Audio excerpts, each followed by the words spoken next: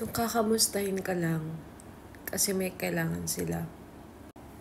So, kakapanood ko lang ng PBB. Nasa grabe talaga yung iyak ko. Whew! Nung nag-share si Esther about being a breadwinner. Sobrang grabe yung iyak ko kasi nag-flashback lahat ng pinagdaanan ko din nung nag-start ako maging breadwinner when I was 18 years old.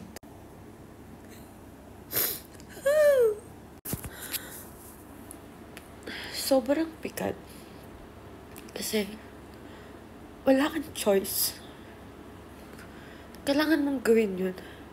Kasi, para sa pamilya mo, para sa pangarap mo. Because of love mo sa family mo, you will do whatever it takes para i-sacrifice lahat. Lahat ng gusto mo to provide everything para sa kanila. Pero kasi pinakamasakit dun, yung never kang kinamusta. Yung kailangan mong maging matapang palagi. Kailangan mong laging kayanin. Laging naaalala ka lang kapag may pera ka nang papadala. Yung kakausapin ka lang nila tuwing kitsenas at katapusan. Hindi man lang nila tinanong kung kumain ka ba ng maayos. Kung healthy food ba yung kinain mo. Ang sakit kasi, hirap maging breadwinner. Kasi ikaw mismo, may pangarap ka sa buhay mo eh. May pangarap ka, ang taas-taas ng pangarap mo. Kaya gagawin mo lahat, hindi lang para sa kanila, pero para na rin sa sarili mo.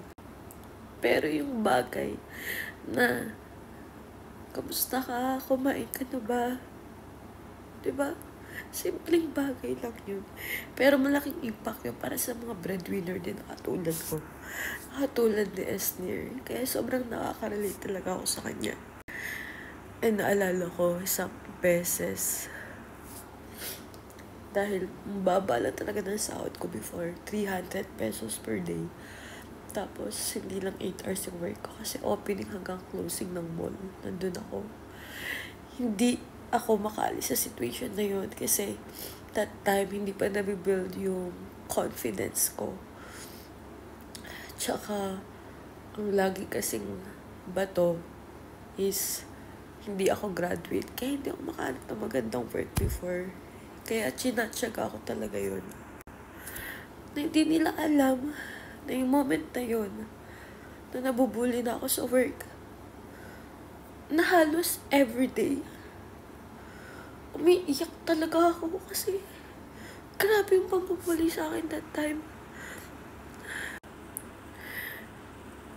Yung ginagawa mo na lang pumasok everyday kasi kailangan mong magbayad ng bills.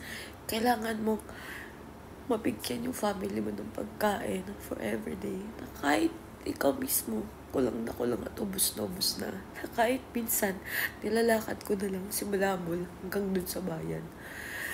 Para lang makatipid. Na tinatanggap ko yung pambubuli sa akin.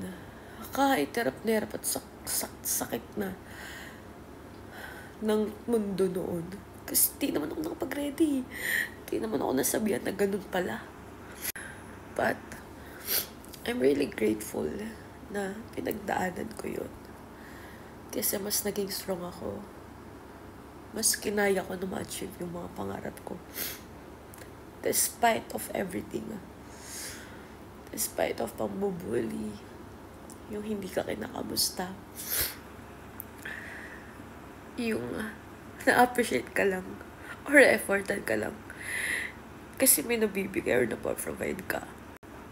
Kaya sana, sa mga ka-generations ko ngayon, please lang, mag-prepare kayo ng retirement fund for yourself. Mag-prepare kayo na whatever happen in the future, never, ever, yung gagawin, yung ganong pamamaraan, or ganong responsibility of obligation ng mga anak sa inyo. Kasi ngayon, habang malakas pa tayo, meron tayong choice, diba, na makapag-save, na makapag-invest. Kasi ang hirap maging breadwinner. Sobrang hirap. As in, sobrang dami mong iyak moments. Sobrang daming ayaw mo na. Pero buti na lang, sumama ko sa mga tamang tao, makakatulong sa growth ko, na makakapag-fulfill ng affirmation sa akin na hinahanap ko sa mga taong matagal ko nang sinusuportahan. Kaya please, wag na nating ulitin to sa generation natin. Sa next generation natin kasi sobrang hirap. Kaya sa lahat ng breadwinner na katulad ko, katulad ni Esther, kapit lang. Kaya natin to. I know everything happens for a reason. Please, wag na natin to ulitin. Maghanda na tayo ngayon pa lang. Kung gusto natin magkaroon ng brighter future para sa next generation natin. Tama na. Hanggang sa atin na lang yung gantong hirap. Please lang.